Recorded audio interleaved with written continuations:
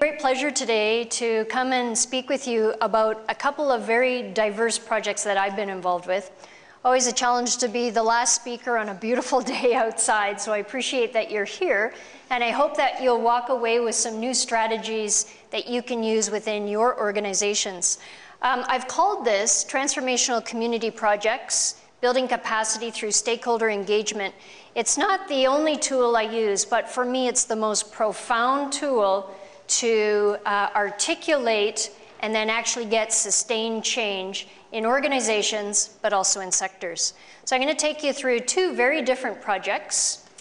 I want to do a few introductory remarks for you as I go through and set the stage. Then I'm going to take you through the case of turning around one organization that went into bankruptcy protection. It was a nonprofit, high-profile organization in Calgary. But from there, you know, you can turn around one organization, but I always wondered, can you apply the same principles into a major sector? And the sector I've chosen here today is the Alberta agricultural sector.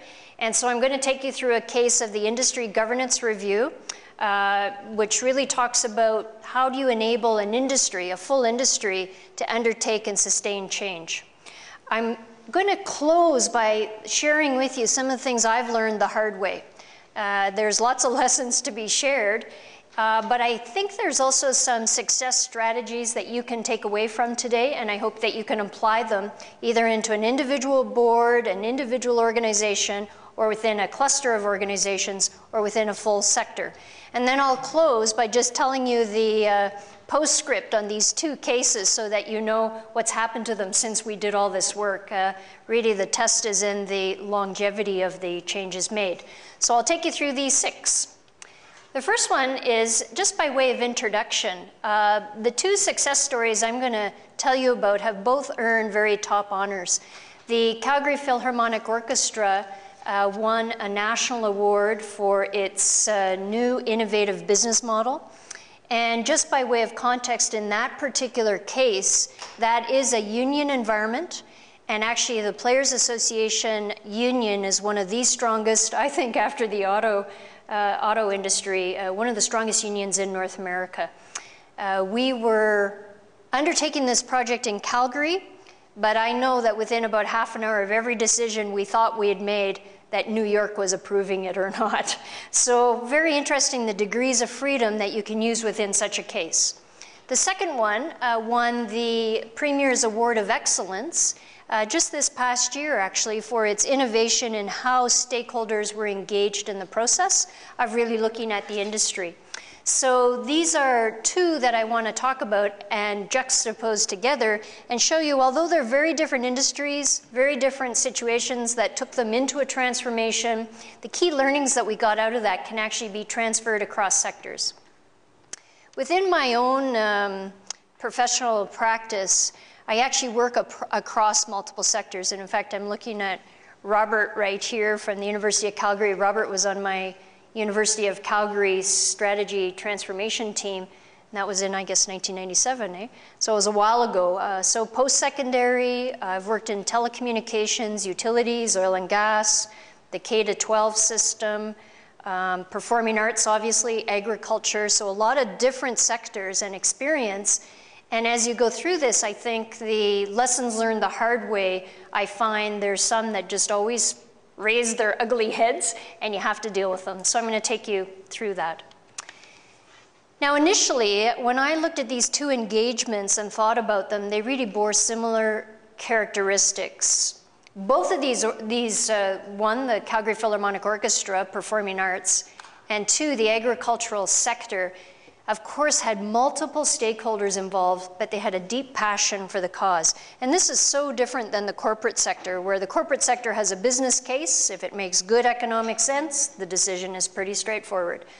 This one is the challenge of dealing with very diverse stakeholders with competing value sets, but really having a very strong passion for a positive impact.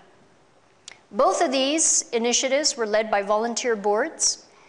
And both of these initiatives were very cost conscious, didn't have a lot of money to spend, but had very high expectations about what needed to be done. I would characterize both of these, and maybe you've been involved in this yourself, with deeply entrenched cultures.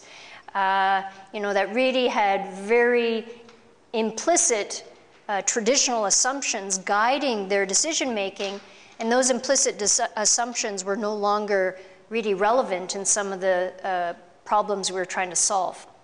They were guided by rules, processes, procedures, very rigid in what was to be done and how it was to be done. And both of these organizations were highly sensitive to how communication occurred. The words you used were extremely important, and you quickly learned which words were inflammatory and which words brought communities together. They were very skeptical of me and how could I help. I'm a consultant, I'm here to help. I don't like the word consultant. In fact, I named the company, my company, Framework Partners. It isn't that we are partners in a partnership. It's because Framework partners with its clients to try and co-create new solutions. Having said that, they were very skeptical that I could bring any value to the table and help them move forward. They were very divided into camps. When I walked into the Calgary Philharmonic Orchestra, I had to go through 3 interviews before they hired me. I had an interview with the board, and then they all voted if they thought they could work with me and I had the right qualifications. Then I had an interview with the musician committee, and then the musician committee thought maybe I would be suitable, but then they took it to the full orchestra for approval of 65 votes. And then I had to meet with the staff, and they also had to say if I had the sensitivity to understand their issues before I was hired. Luckily to say, I got 3 nods of approval and came on, but that only tells you a little bit about how divided that house was when I walked into that situation. The last thing I'd say that both of these shared in common was that they're very complex systems. I mean, these problems that you face with your various initiatives in the communities, there's no simple answer. And they're complex systems, so you can't just touch one part of it without influencing the rest of the system. So complex dynamic systems, when you start to make some movement in some place, another aspect of the system is impacted. And so you're constantly dealing with a morass that's moving forward, and you're trying to keep the herded cats together. I said to the agricultural guys, oh, okay, I'm finally a farmer, because I'm herding the cats. And boy, you're hard to herd. But anyway, it was kind of interesting. And when you look at these different kinds of problems, they all shared very similar characteristics. Now, let's turn to the Calgary Philharmonic, which was one organization in crisis. And I'll explain a little bit to you about the Calgary Philharmonic Orchestra. This was the logo that was of the orchestra when I came in. They declared bankruptcy on October the 14th, and I was hired on October 16th to come in and help them turn it around. But you can see, I like this logo. I just wanted to point it out. It's the last time you're going to see it, but it's very much, I would say, in the box. To me, it looks very accounting-ish, or sort of staid, old-fashioned. And actually, the joke I like to say about the CPO is that, for those of you familiar, of course, in the Calgary area, we also have something called COP, which happens to be a ski hill. And so when we went out into the community and we're asking them, well, what do you think about the CPO? They go, oh, yeah, I love to ski there. And you're going, oh, no. Okay, I see the depth of the problem here. Anyway, so this is the logo when we started. I think logos say a lot about organizations, and you will see where we get to over time. When you look at the CPO, it's actually listed as one of the big 17 performing arts organizations in all of Canada. And at the time, in 2002, they had 65 members in the orchestra, and they also had a corresponding chorus of 80 volunteer members. And they would give performances for over 100,000 people a year, which seems substantial. Interestingly, a very long-standing organization with high community profile, nearing a 50-year history. And as for its musical excellence, probably one of the top in the country. I mean, it had 4 Juno nominations by this point in time, so it really spoke to the caliber of the musicians. The Jack Singer Hall, where they perform, is one of the best acoustic musical halls in North America. And in fact, it's so good that in Dallas, they replicated exactly the same hall and built one there for their music. So you have a very strong musical product, you have a beautiful operating venue, and you have a long-term tenure by the musicians, 20 years each, which means that the team worked very well together. This is where we started. However, several factors were really contributing to inconsistent and very poor financial performance. This is so typical of nonprofit organizations that I just had to show it. They would go through a Save the Orchestra cycle, and they would go to the community, raise $5 million, recapitalize, and it's good. We're all good now. Now we're going to survive. We don't need any more major fundraising. And then you see over time an erosion of that capital. And then about 8 years later, they go, oh my gosh, we got to save the orchestra again, but it will be our last time to the marketplace for money. So help us and we'd fundraise again. And then, so it went through this cycle. Over 50 years, it went up and through this cycle about 7 times. So it wasn't something that happened a couple of times. It frequently happened. And what I think the characteristic behind this is that nothing fundamentally changed every time they were in crises. All they did was refund and keep redoing what they had always done. So nothing really had changed, and nothing would change unless fundamental systemic issues were addressed. They had declining ticket sales. As for fundraising, they were viewed as dead last as a preference by Canadian donors. And of course, their expenses were skyrocketing. And what's interesting about their expenses skyrocketing, which I also see in nonprofit organizations, is that as you run into this trouble of capital, good people leave because their salaries are uncertain or their jobs are uncertain, and then a rehire occurs, but at a lower level of skill. And so what happens over time as you go through these cycles, the skill of the team goes down and down and down. And you can't attract the good people to help you deal with really complex issues, and how do you get out of this rut? The thing that many nonprofits tend to do is think that their endowment fund is going to sustain them or pull them out of problems. And of course, that didn't happen here because they even spent, against the law, their endowment fund, and they eroded it from $5 million down to just under $1 million, trying to keep the organization capitalized. So when I go into these organizations, it's interesting. Sometimes they'll say, you know what, Donna, we need a new logo. I go, I think it's deeper than that. And so in this case, I said to the board, they hired me to do a restructuring plan. They gave me about 6 weeks to do that. And after 1-day assessment, I came out and I said, no, I'm not going to do that. You're wasting your money. I can write your plan. I can give you the plan. And then nothing has changed. So I said, what you're actually facing is addressing these systemic issues. You don't know your customer base. You've got musicians that are leaving. Your ticket sales are declining. You have high staff turnover. The board itself is turning over. And you have intense competition for funds. You're not making the connections. So they did agree that I would stay. We did some fancy negotiation in about 12 hours. And just to say the bottom line is I was paid, but over about 5 years. And I got a lot of tickets. And I got a lot of profile, but not a lot of money. Anyway. And also it was based on performance success. So if the organization didn't get up and running, I'd have none of that. So I was pretty convinced it was going to get up and running because I wanted my tickets. Okay, so the other interesting characteristic I want to point out in this example is that the CPO was very focused on, got to get more money from funders. If the government would only pay us more money, everything is going to be okay.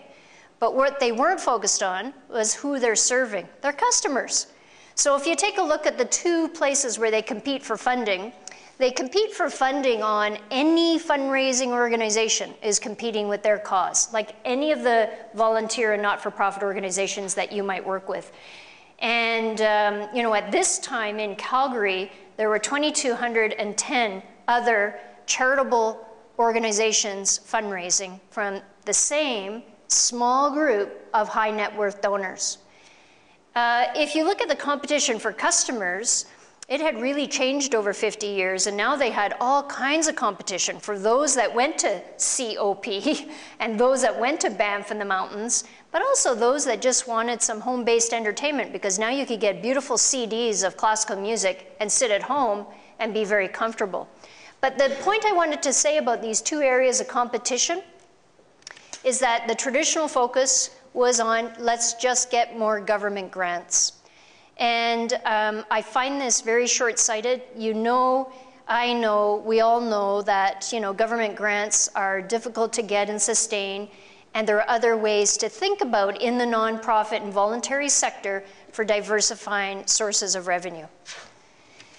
The last thing I was going to say about this particular case was that the CPO was very narrowly focused on serving one aspect of the marketplace. This is actual data. We had a benefit concert, and I said, no, I want to survey every person that walks through the door to find out what kind of, why did they come tonight and why are they here? So we gave a free concert, but in exchange, we asked everybody to fill out a survey. And what we found, no surprise, that was that the majority of people were classical music lovers, 63% in this particular concert, and they came because they love classical orchestral music. Now, what's more interesting about this chart, I go, okay, that's fine. Yeah, so I dismissed that pretty rapidly, which much to the horror of the musicians. And I said, no, because look at all the other reasons why people come, and you're not marketing to any of those other choices. And what we found was that there were a bunch of families there. There was a bunch of people that came because they wanted to network with the other people that were there. Some people just wanted to see what the experience was like. Let's go see what's happening. They're in bankruptcy. That's kind of interesting. So it's a bit of an entertainment piece for them. And when we did further market research, we found that that top group where they spent all of their time and energy saying, that's how we're going to design our program, our product, our services, that only represented 2% of a market of 15% that actually liked classical music. So there was my challenge. How do I pick up that other 13%? Now that was the CPO case, and I'll bring back what happened after that, but I want to talk a little bit now about the agricultural industry governance review. So now we're turning from an organization into an industry, and how can they make similar kinds of directions and changes?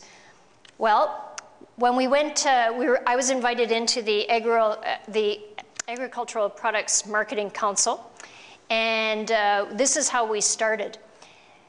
Just a little bit about the agricultural industry in Alberta. So it's recognized as a leader nationally, and the part that I'm interested in is the 20 boards and commissions that have been established under the Marketing of Agricultural Products Act, MAPA.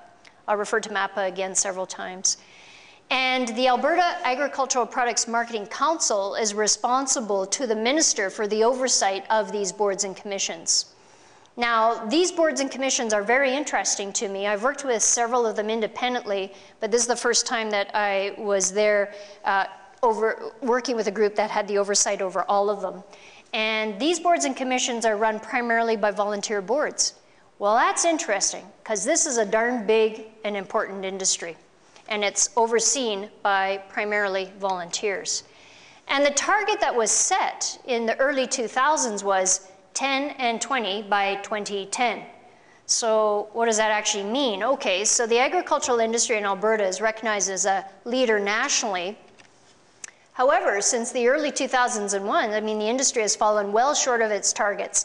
On the left-hand side there, you can see the primary production sector results in revenue.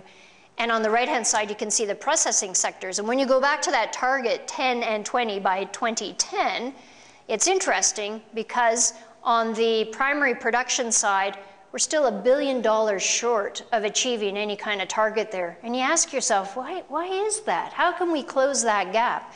And on the processing side, we're a mere $8 billion short. And you can actually see when you look at these bars that, you know, the change, the delta really from year to year, it's not that impressive. And so you think to yourself, what is it that needs to change? Is it the legislation? Is it how we work with each other? Is it the processes and practices that we use? Is it our leadership? What is it? And I think this was a little bit about what Marketing Council's challenge really was to figure out. Now, in addition to the limited growth, the industry is very fragmented too. So within this industry, you have over 400 government and non-governmental industry associations and organizations. That's an awful lot when you think about the population size of Alberta. And think about that each one of these bodies probably has at least 10 people volunteering and running them. So that's an awful lot of people running around trying to get some kind of performance improvement in the industry.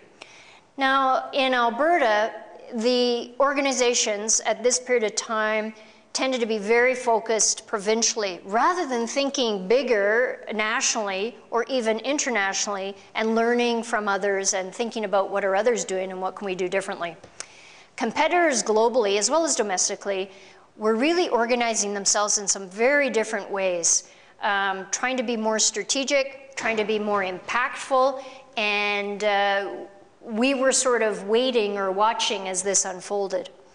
Now, collaboration amongst these various industry groups, very difficult, to say the least, and really driven by maybe some personal or organizational interests rather than really by mutual strategies and objectives that they could accomplish together.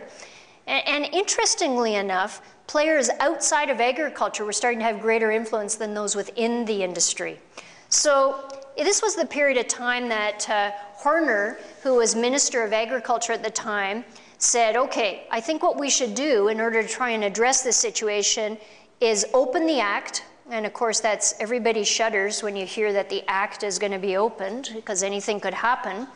But the minister requested that we would open the Act, take a look at it, and make some recommendations for improvement. And that was the basis behind this particular effort.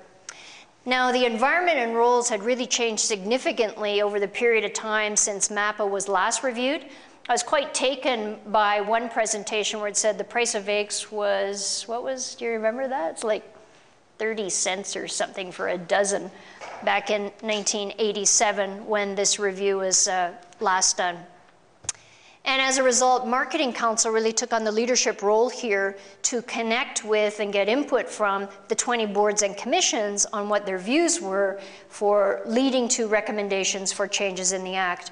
And through this period of time, I chose this one period of time, January to May, the Marketing Council actually met with all 20 boards and commissions with very specific questions and engaged them in the conversation about how do we improve this Act, where are the gaps, what's working well.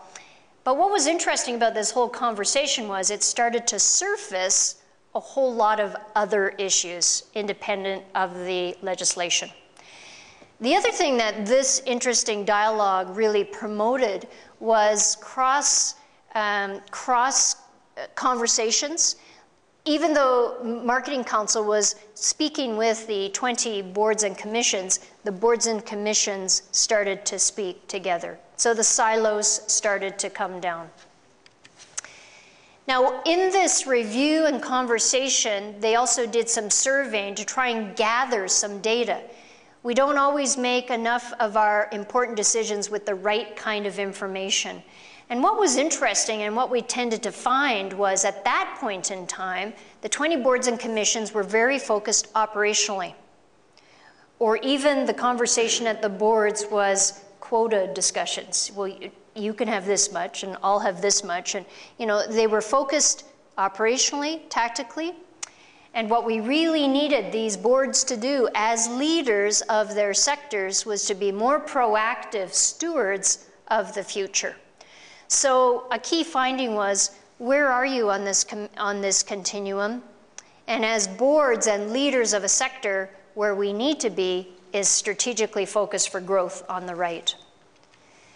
So the objectives of the review were actually defined really as the conversations with the 20 boards and commissions unfolded. It became more than just a review of MAPA. It was An objective that was key on this process was to be responsive to the needs and ideas expressed by those who were leaders in these sectors. And the second objective, which was very interesting, it took some time to get that word embedded in the work, co-create. Co-create recommendations with industry for government's consideration. So co-create between the different players, industry and government, between the different boards, between all the parties who had an interest.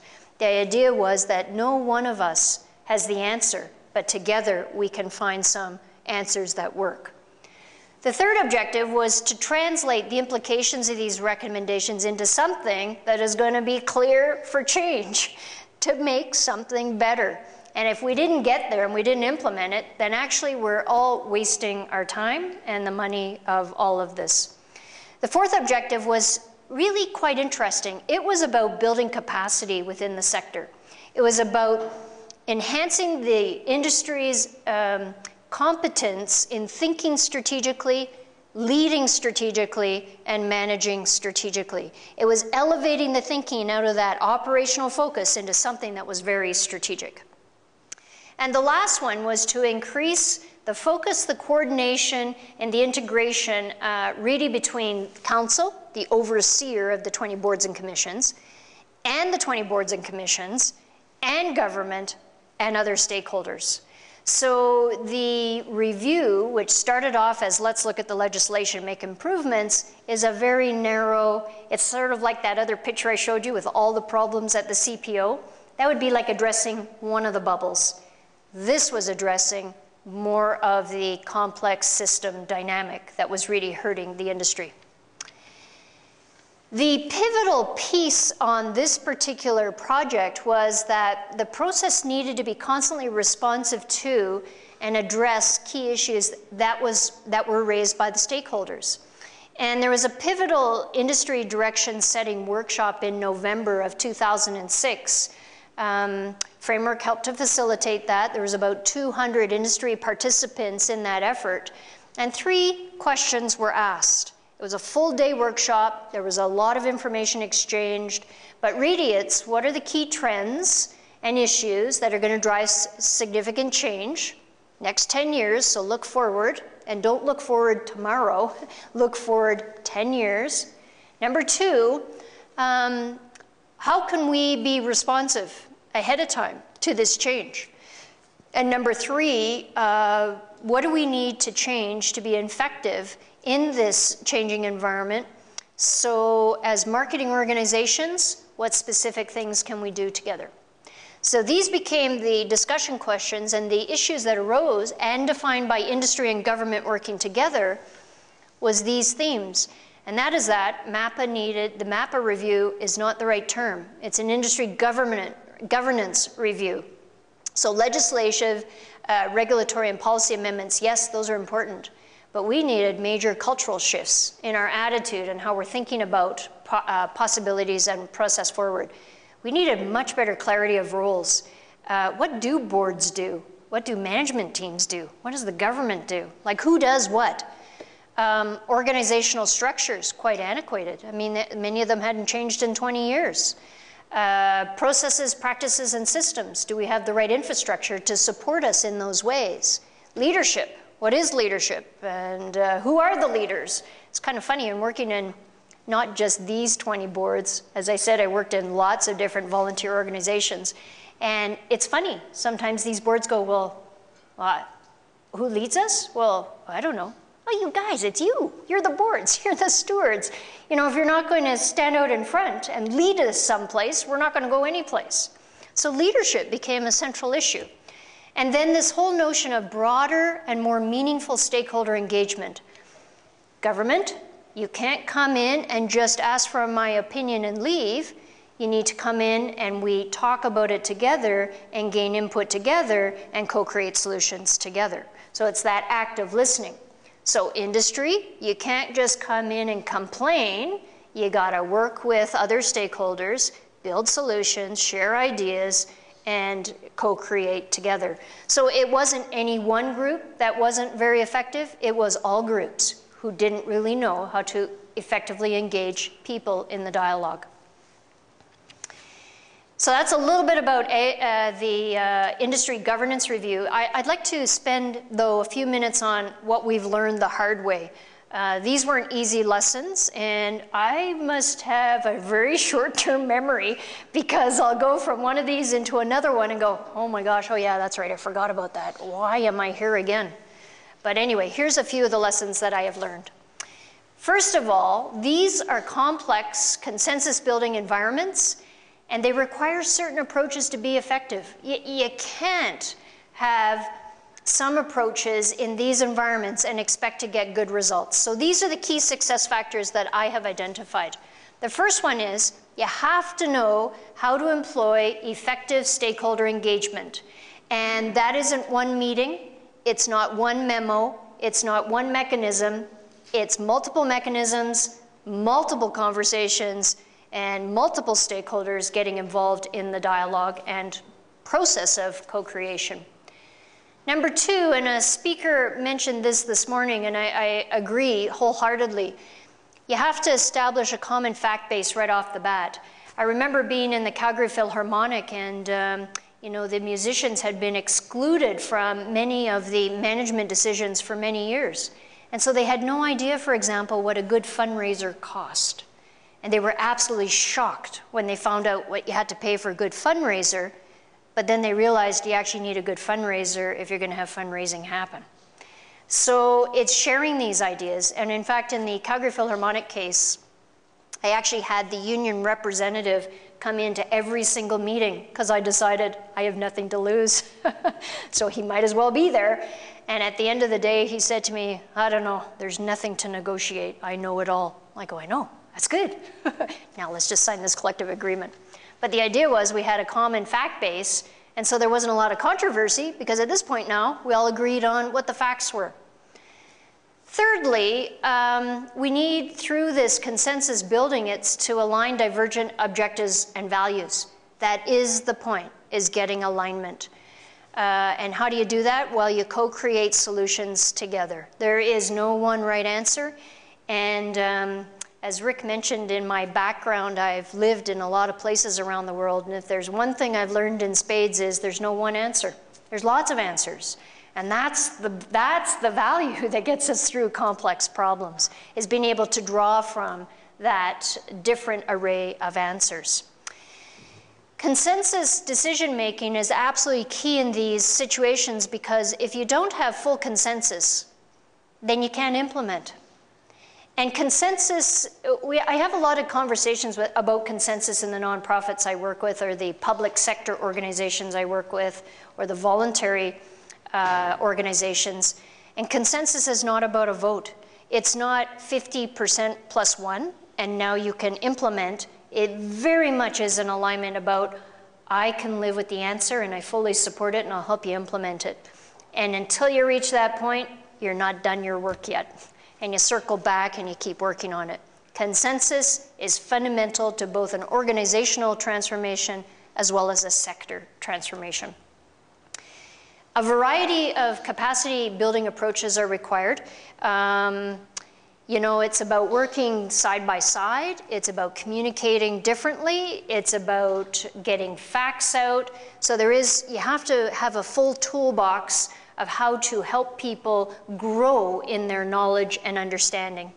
And so the very last point is you have to be iterative. You got to do it again and again and again and again until you get consensus. And that takes time. And that also takes resources. So many organizations forego the iteration and the repeating because they go, we don't have money or time to do that. Well, you know what? They're wasting their money and time if they don't do it. So those are the key success factors. I have found no shortcut through the emotional cycle of change. You'll hit it every time, and I always know when I'm about to go into a crash, and the whole organization or the sector gets all up in arms and excited and emotional. And if you're one of those people who's a shrinking violet in front of emotion and passion, this is not the kind of role you want to play. I actually don't mind it. I don't mind it. I don't like it for a long period of time, but I don't mind it. But really, all organizations go through this spiral up and down of acceptance and then total denial. They're loving the future forward, and then all of a sudden they hate everything about the whole situation. So you have to weather the storm. You keep going through it, because you will get out at the end. This is interesting. It takes time, patience, persistence to make any fundamental change. If you're making a superficial change, you can get it done in a week. If you are actually making systemic fundamental changes, I have found in 30 years, no shortcut beyond six years. If it's less than 6 years, and I hate to be discouraging, then you probably aren't at root causes. And what that really means is not only a definition of what needs to change, but then agreement on what needs to change, and then actually implement the change, and you get the cultural shift that supports the ongoing sustainability of that change. So here's the industry governance review. This is intriguing. So Minister Horner asked for the MAPA review in early March of 2006 up there. Now, what the very first step of this group was, and this is really a lesson that I've learned, is we started benchmarking internationally. Forget the domestic scene. Because, you know what? Canadians are really poor at looking at themselves and going, what can we do better? So we look at ourselves again and again. The idea is we've got to go globally and look at what others are doing in order to bring fresh ideas in. So this benchmarking up here in this period of time was international benchmarking done by this team. And once they knew what the international best practices were, they started to bring that into that first industry workshop to say, this is what we're finding. What's your reaction? What do you think we should be engaged with? And they defined the 6 or 7 key themes to continue. And from that defining workshop of 200 stakeholders, we went back to benchmarking and started to do it in other jurisdictions with other kinds of organizations. Now, at the same time, what you can see is happening is once our homework is started and underway, we know what we're talking about a little bit. We're now ready to really engage with the different boards and commissions. So you have to do homework ahead of time. You need to look globally to bring in best practices and new thinking, and you need to be persistent through this period of time. This was the other test market. This was in November of 2007. And it was when the major recommendations were tabled. There were 49 of them. And you can see that the emerging recommendations were coming just in at this point, coming into that leaders' meeting to say, here's what seems to be emerging from your input. Do you like it? Do you want to change it? How would you change it? Help us build it better. And then from that meeting, this work continued, but this work continued with continuing industry consultation. So it was always linked together, and you can see that implementation started and is continuing even now, so it takes some period of time. So this is a 4-year time frame for this particular project. And for those of you who are a little skeptical and about the challenges this group faced, I mean, right in the middle, we had to pause for a provincial election. And you can always imagine, you change your minister, you change your people, and you got to start again. But you know what? This process had built enough support and alignment more broadly that it continued right through. So very effective process, and actually a couple of the key leaders are sitting here in the audience. So Frida Mullenkamp-Udman, you have to wave, from Marketing Council, and Doris Ledrich, who is the chair of our work here, and also a vice chair of the Marketing Council. So really the three of us work closely on sustaining this process. So it takes time. If you're actually going to make change, know it takes time and it takes resources. Does it take women? Yes. Yes, I would say that too, but I was being impartial. Right? That's another, yeah. Okay, so in the case of the CPO, again, what was interesting here is, and I know this because I'm a consultant, so it took us 8,000 hours that the musicians invested, the board, the staff, and consultants in a 7-week period. That actually represents 4 woman years, person years of work in 7 weeks. And then it was followed by 5 years of implementation. And I actually was the leader for the first year, but I did a transition into a new leadership team, but significant time effort. This period of time, for myself personally, about 340 hours a month for 9 months in a row. Okay, so successes that I think you can adopt, but actually you also need to adapt them. You can't just take them from how I'm saying them, you need to adapt them into your situation. The first one is, these are complex dynamic systems. So here's the agricultural industry. Farmers are only one part of that. And you know, when we did this industry governance review, we actually did a statistical survey for the 50,000 producers in the province to get their direct input. And we're very specific on what we're asking them. It's none of the satisfaction stuff. It's help us figure out what needs to change. So, okay, I know you're dissatisfied. Okay, so tell me now what needs to change. It's like you gotta move the dialogue off of complaining, off of help me build some solutions. But looking at this, I think that in these complex systems, the diversified leadership is key. So Doris represented the Marketing Council. They were the leadership. They're the overseer of the 20 boards and commissions. They're actually trying to give direction and take that input back into make recommendations for the legislative review.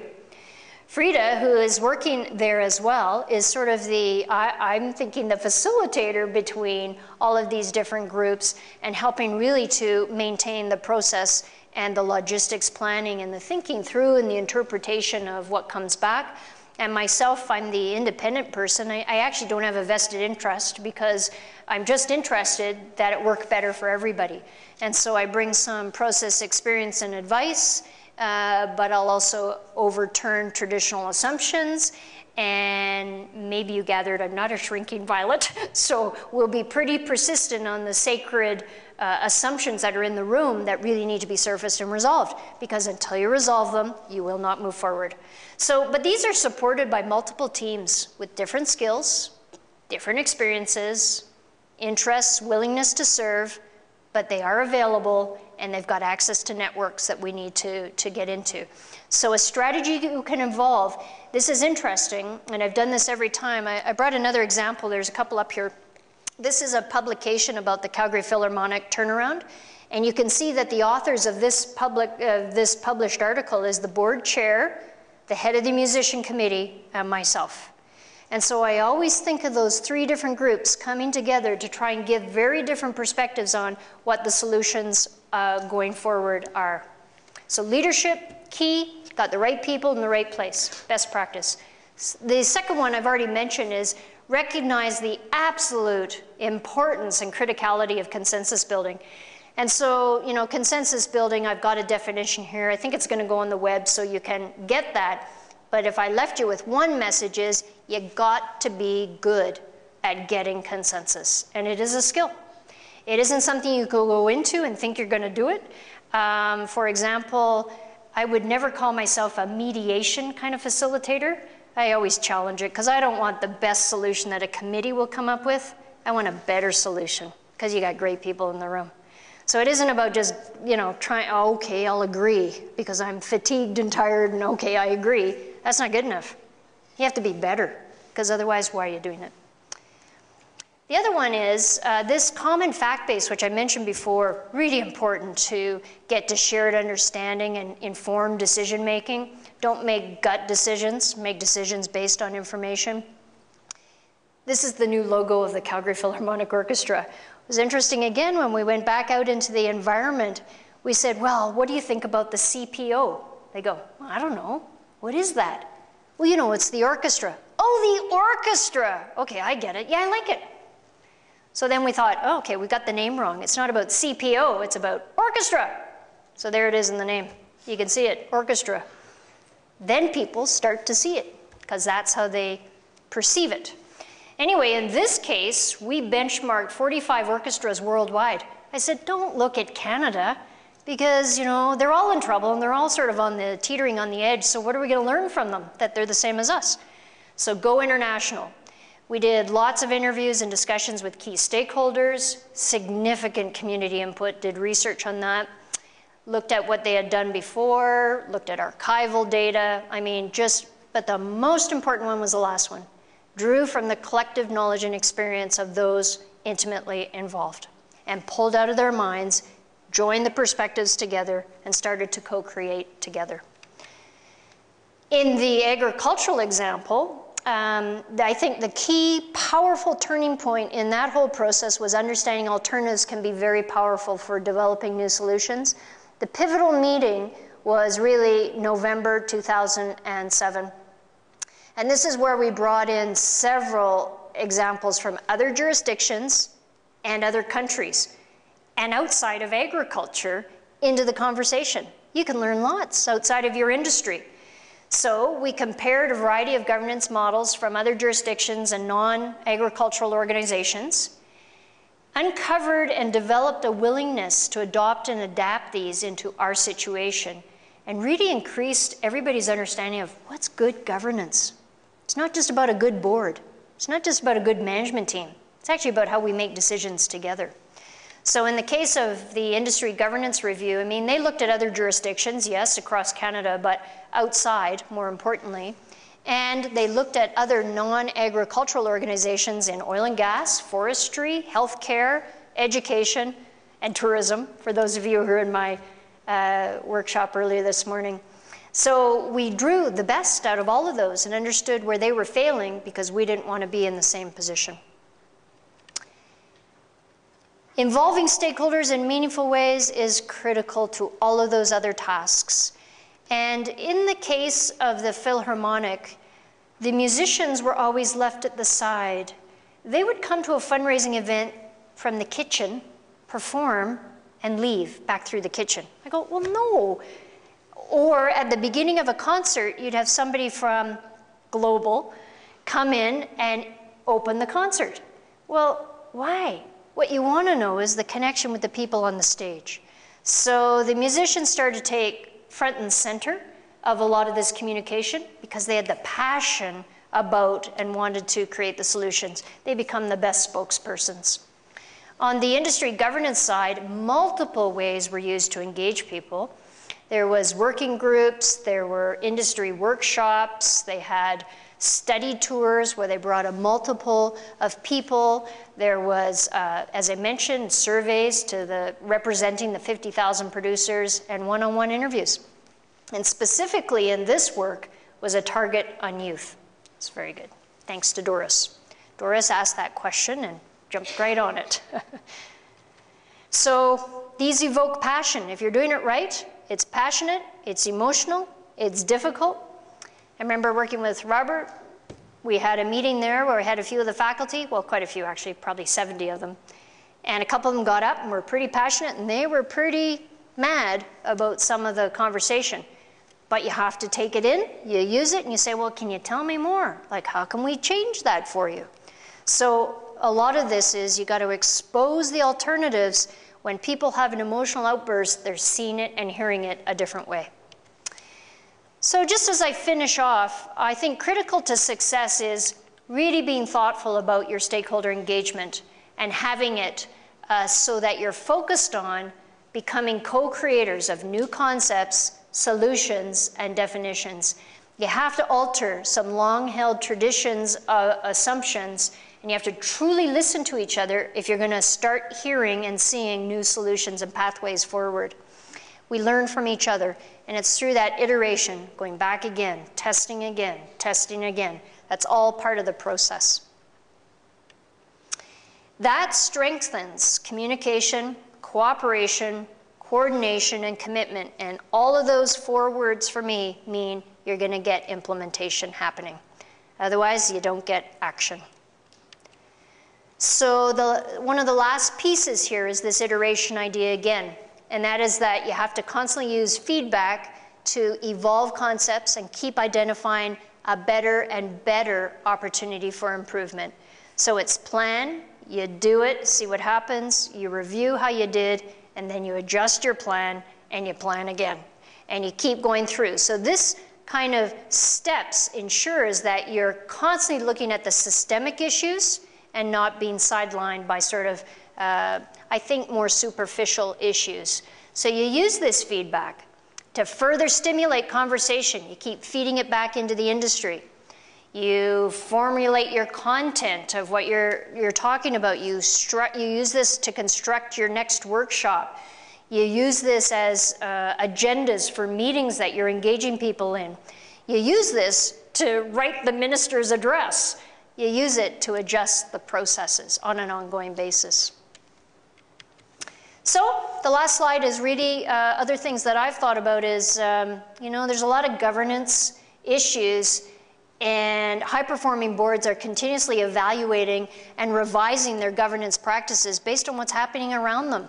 It isn't just about Sarbanes-Oxley, let me tell you. There's a lot of things happening in governance in a lot of different sectors, and so it's trying to keep pace of those. And very briefly, there's an increasing emphasis on oversight. That means boards and management team separation, because somebody has to have oversight, sober second thought on what's happening. There is evolution in legislation, regulation, and structure.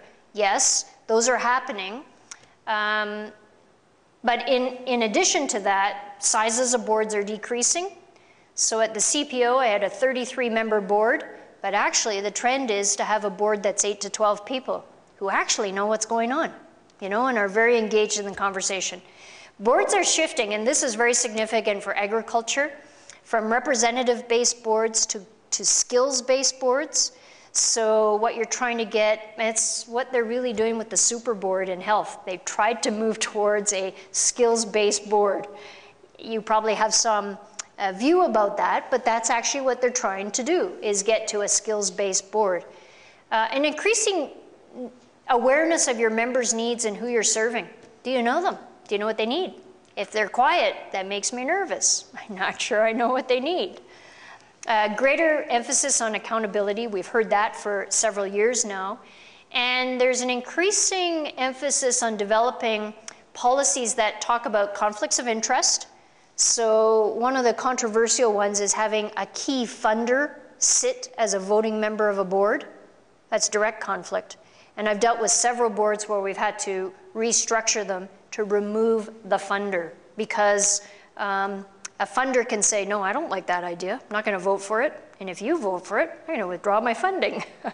That's a conflict, right? Or code of conduct and confidentiality. Confidentiality is an interesting issue for nonprofit boards to start to wrestle with. You receive public money, you do fundraising, and you typically have a culture that you share everything you know. That actually is shifting.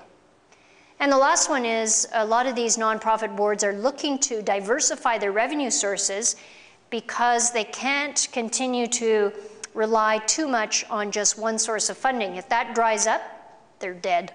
So how do you mitigate your risk and diversify funding? So those are some of the best practices. And just as a very quick wrap up, I thought you might be interested in what's happened to these two groups that I just described. The CPO is back into its, let's see, 2003 was when we emerged out of bankruptcy. It's now 2010, 7 years in the black. First time in that cycle of capital reinvestment and then capital erosion. And that endowment, which had been eroded to 900,000, is now at 25 million. And they actually had 6 years of consecutive surplus, which is pretty unheard of in the performing arts industry. So very significant. I think the thing I'm most proud about is this one right here, ticket sales. So you can see that ticket sales is about 1/3 of the revenue. Government grants, which used to be about 45% of their main revenue, is now down to 19%. Fundraising, which was about 20%, is now 28%. And the special events, which was a new thing added really, is now 21%. So significant changes in the mix of who they've brought in and where the revenue sources come from. On the agricultural side, by 2010, this was very interesting, 49 recommendations were tabled, of which they had an 87% stakeholder support for. And out of those 49 recommendations, only 3 were suggested changes to the legislation. Everything else had to do with other ways we work together. So there were amendments to MAPA, very successfully gone through. Major shift in the Marketing Council's attitude itself. It moved away from being a regulatory and policing body, was the word that was used in a lot of the surveys, towards being an enabler and a facilitator. to bring the right resources together and assist these boards in the works that they needed to do.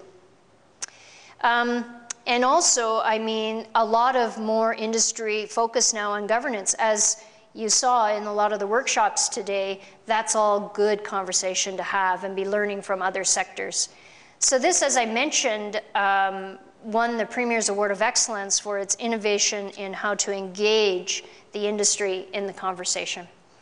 That concludes what I was going to share with you. I'm sorry I haven't left much time for questions, but I'd be pleased to answer any if you have them. And I realize I'm going over a beautiful day and the last presentation of the conference. So thank you very much.